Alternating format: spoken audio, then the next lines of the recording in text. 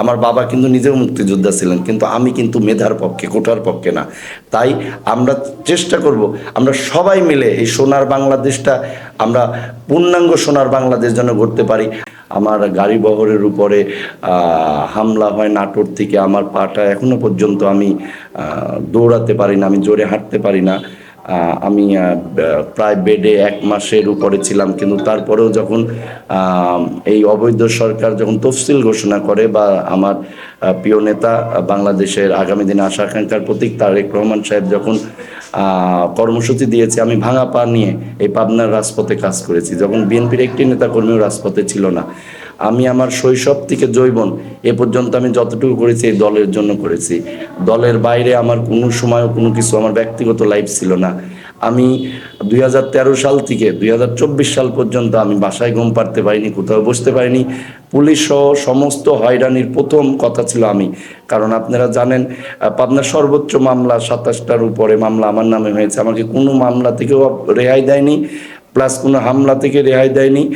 পুলিশি অভিযান, যৌথ বাহিনীর অভিযান আমার বাসা সহ আমাদের এলাকায় আমার নেতা মাহমুদুর নবী স্বপন সহ একটি বাসার লোকজনও আমার মনে হয় না যে বিগত 10-12 বছরের মধ্যে ঘুম পাড়তে পারিনি। আমার সৌভাগ্য হয়নি যে আমি কখনো এই লাস্ট 10-12 দিনের আগে আমি কখনো 5 দিন বা 7 দিন কন্টিনিউ আমার বাসায় থাকছি, এটা আমার মনে হয়নি।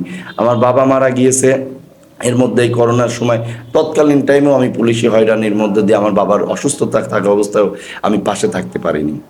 71-এর স্বাধীনতা সংগ্রামের পটভূমি কিন্তু রচিত হয় 52-র ভাষা আন্দোলন থেকে। আমরা বিশ্বাস করি আমরা এই ফ্যাসিস্ট সরকারের বিরুদ্ধে যতগুলো আন্দোলন সংগ্রাম করেছি আমরা মানুষকে বোঝাতে সক্ষম হয়েছি, যার কারণে দেখবেন যে ড্যামি নির্বাচনে 5%-এর উপরে মনে হয় না 5%-এর নিচে মানুষ অংশগ্রহণ করেছে। তারই ফলশ্রুতিতে ছাত্রদের একটা যৌক্তিক দাবিতে বৈষম্য বিরোধী আন্দোলনে শেখ হাসিনার পতন নিশ্চিত হয়েছে।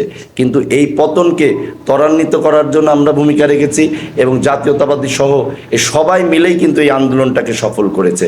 ছাত্রদেরকে যারা মারা গিয়েছে তাদের আত্মার প্রতি মাগফিরাত কামনা করি।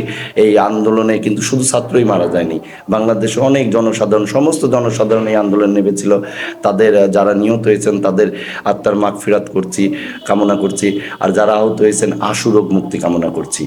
আর ছাত্রদের এই সংগ্রামের মাধ্যমে হাসিনা পতনের মধ্য দিয়ে বাংলাদেশের একটি গণতন্ত্র ফেরত আসবে, এটা আমরা বিশ্বাস করি। এবং আগামী দিনে গণতান্ত্রিক একটি সরকার, আইনের শাসন ব্যবস্থা চালু হলে পরে এই 17 বছরে শেখ হাসিনা ওয়াজাদের লুটপাট থেকে বাংলাদেশের গণতন্ত্র পুনরুদ্ধার হবে। এখানে ভোটের অধিকার, ভাতের অধিকার নিশ্চিত হবে। আর তরুণ প্রজন্মের কাছে আমাদের দলের অনুরোধ, ইতিমধ্যে আপনারা শুনতে পেরেছেন, বা আমাদের দলের সমস্ত লোকের প্রতি অনুরোধ যে আমরা এই সময়ে এই দুষ্কৃতিকারী যারা বিভিন্নভাবে বিভিন্ন জায়গায় হয়রানি করতেছে বা কোনো বাসায় হামলা করতেছে, সেগুলোকে আমরা প্রত্যেক দিন, আপনি নিজে জানেন যে আমরা 12টা-1টা পর্যন্ত এটার জন্য আমরা প্রোগ্রাম রেখেছি।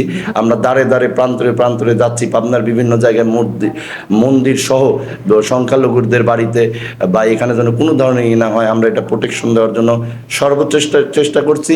এই জন্য আমি মনে করি বাংলাদেশের মধ্যে পাবনা একটি বিরল জেলা, যে আমরা বিজয়কে আমরা অন্য জায়গায় কিছু ঘটনা যেগুলো ঘটতেছে আমরা কিন্তু পাবনাতে হতে দেইনি।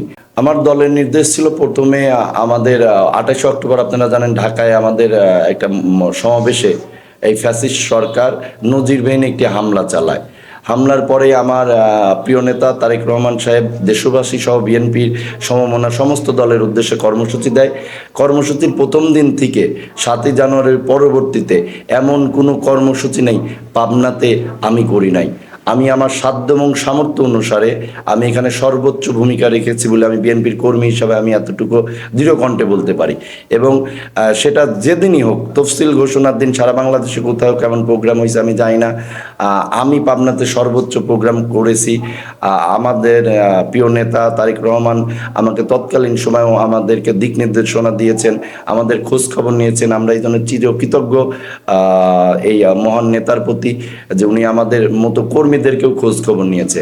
আমরা 7ই জানুয়ারি ড্যামি নির্বাচনের আগে পরে যে কোনো কর্মসূচি আমরা বাস্তবায়ন করেছি। ইভেন 7ই জানুয়ারি যেদিন নির্বাচন হয়েছে সেদিনও সন্ধ্যার পরে আপনি হয়তো অবগত রয়েছেন, পাবনায় আমরা প্রায় 500-700 লোকের উপর আমরা এই নির্বাচন বাতিলের দাবিতে আমরা প্রোগ্রাম করেছি। এবং আজ অবধি পর্যন্ত দলের যে কর্মসূচি, যেগুলো টাফ কর্মসূচি, যেগুলো বাস্তবায়ন করতে নেতাকর্মীরা ভয় পেয়েছে, আমি মনে করি পাবনাতে যতটুকু করেছি এটা আমাদের নেতৃত্ব হয়েছে, আমার নেতৃত্ব হয়েছে, এতটুকু আপনাদের কাছে আমি দৃঢ় কণ্ঠে বলতে পারি।